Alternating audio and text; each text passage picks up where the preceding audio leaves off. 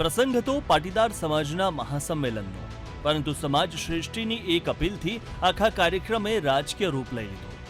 બનાસકાંઠાના પાલનપુરમાં વિશ્વ ઉમિયા ફાઉન્ડેશન દ્વારા આધ્યાત્મિક ચેતનાથી રાષ્ટ્ર ચેતના અંતર્ગત મહાસંમેલન યોજવામાં આવ્યું હતું.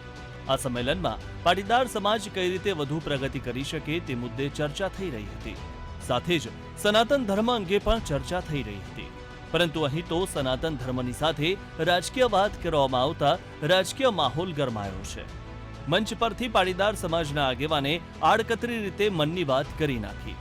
વિશ્વ ઉમિયા ધામના પ્રમુખ આરપી પટેલે કહ્યું કે સનાતન ધર્મનું અપમાન કરનાર અને તેનો સાથ દેનારાઓને ઓળખો. આગામી લોકસભામાં આવા લોકોને જવાબ આપવો જરૂરી છે. આરપી પટેલે વધુમાં કહ્યું કે સનાતન ધર્મની વિચારસરણી માટે કામ કરતા પક્ષને સમર્થન કરો. લોકસભા ચૂંટણીમાં પાટીદાર સમાજનો મિજાજ બતાવવાનો સમય આવી ગયો છે. સનાતન ધર્મને કોઈ ગાળ બોલે તો આપણે સહન કરી શકીએ?